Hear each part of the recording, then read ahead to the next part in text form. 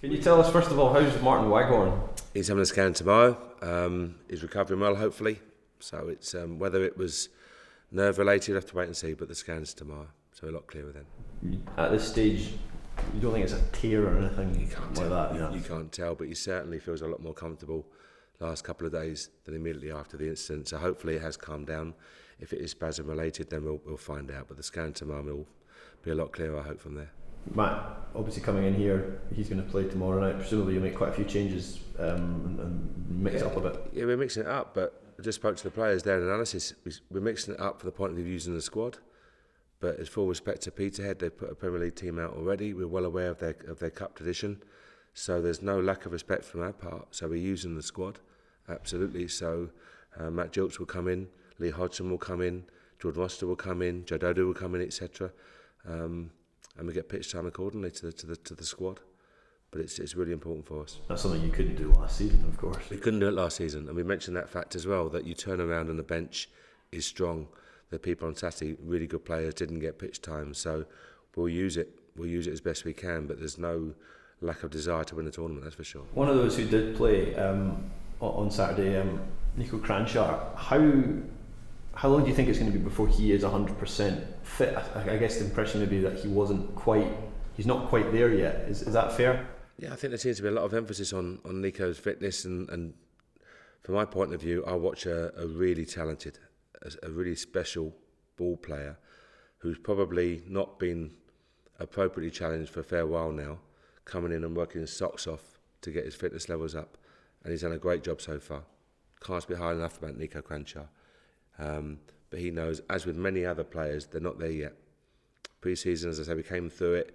There's one or two bodies, three bodies who may be in 3 or 4 weeks' time will be nearer their optimal level of fitness, but it takes time to get there. And as I said to you, the pre-season programme didn't really challenge us in the appropriate manner. So no, Nico's worked his socks off.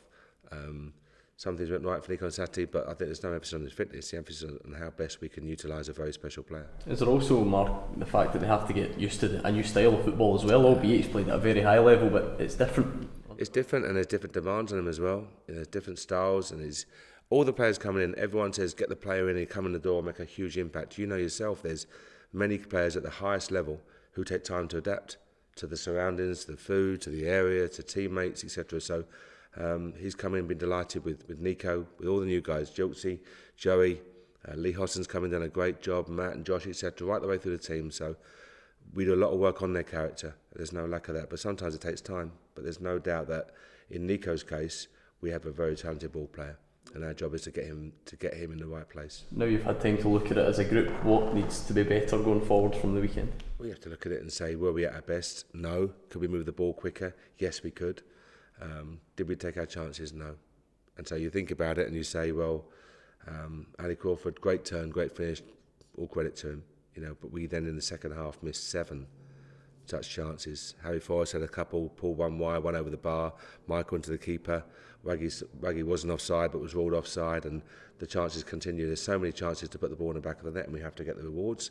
So it's something we suffered from last year, I think, but we have to correct it and move forward, no doubt about that. But we're getting the ball into good areas, which is important for us. You see the Crawford goal, is it a case of there being more players in this division that can hurt you in those types of occasions compared to last season? Maybe, but you saw Waggy, who scored 28 goals last year before his injury, curling a number of goals from the same area. Now second half, Martin created space for himself and put it 2 yards wide. Another day it goes in, and that's the nature of the beast. But there's no doubt it was a high quality finish, but we didn't get the just rewards out of the game that I think our possession deserved. Have you impressed on, especially the guys who played last year, who came in last year and did so well, how little margin there is for error this season compared to last year when you might not play well and you'd still win? Yeah, we're conscious that we've moved to the next level. There's no doubt about that, and I think the squads have a greater depth of quality players. I think that's probably the right way of describing it. Have a greater depth, and there's no change to work ethic. We knew last year that every team would run if they drop, and you saw Hamilton again on Saturday. Fantastic commitment, organisation, desire, allied to their quality. So we know what we face week in, week out, but different types of games, and you have to be aware of it and be prepared for every eventuality. So our squad's getting there, and we're okay. Are you also finding it a different challenge for yourself, having to manage the squad in a different way to how you did last year? Yeah, I think you just keep the same characteristics if you can. I think you've got to be consistent in how you speak with the players. And that's for myself, David, all the staff. Honesty all the time. Just tell them. If we have a problem, we'll tell them. It's how you tell them. I'm very much into the respectful approach of speaking to people. Honest with them. Tell them clearly. Leave no grey areas, but do it in the right manner. And I think people appreciate that. So that's how we work. We'll always work that way. If someone doesn't like it that way, they won't be here. Plain and simple. But the squad's first class. So we have a bigger squad. We have more quality within the squad, and we will use it. So the rotation will be slightly more than last year. Absolutely, yeah, absolutely. So you need people to step up to the mark tomorrow night if they're given the opportunity? No, I think any time you put a jersey on, that's a chance for you. Every day in training is a chance for you. I don't want the situation whereby we see trainers just coming to work. It's never going to be that way. If we can come into here, into Auchenhowie and give the best every single day, then the result on a Saturday, the performance on Saturday, will be a consequence of our training. Get it right here, and the result comes easier, or the game comes easier. But if we don't, then we'll struggle. So there's no doubt that the work here is a chance to impress the staff. The games are a chance to impress the staff. Your general behaviour around the place are a chance to impress the staff. So our job is to pick up on that. And if we do, hopefully, we make the right selections.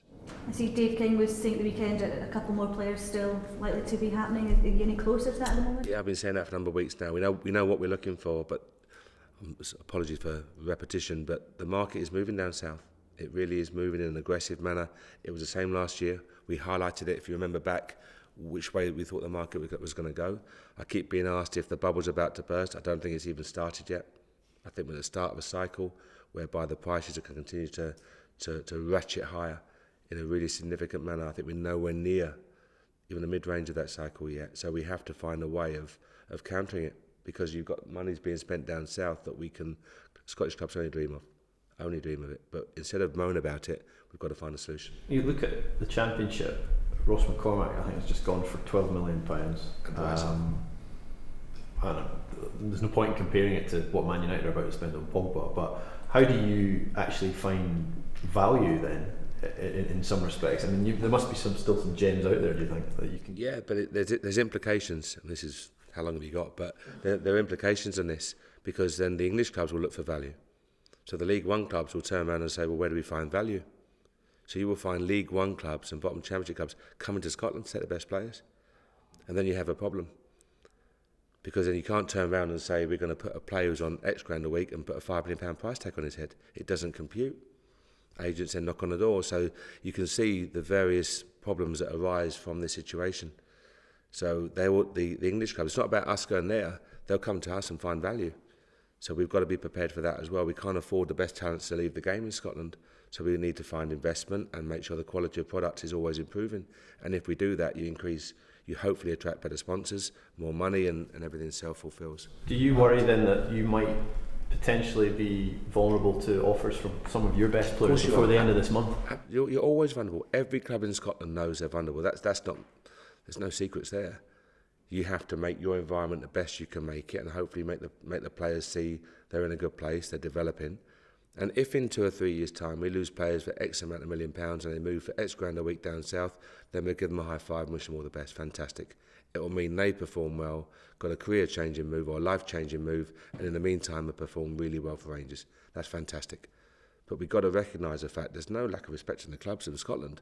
The financial disparity is getting wider and wider, and we've got to find a solution to it. Mark, do you see, obviously transfer fees seem to be rising, as you say, and you think will continue to rise, but do you see that translating when English teams come up to Scotland to sign players? Because in the recent past, Scottish fees haven't really been able to get the fees that anything compared to what they're moving for. As I said, I think the market is changing, and it goes from the top and it filters down. I'm looking at 2 Premier League clubs in the last 2 weeks being bought by Chinese consortiums. I see AC Milan go for the best part of €750 million to a Chinese consortium, and then there's talk of Inter Milan as well. Is that right? Going to Asia as well. So the implications are huge. They're huge, the implications, and we've got to recognise it, because it does mean that League One clubs will come and bid 7 figures for Scottish players. That's what it means, and that would never have been the case 5-10 years ago. But the money is going one direction, and we've got to look at it, and we've got to find a part solution. Never going to find a full solution. We just can't get near that. But we've got to find a part solution. That's for sure.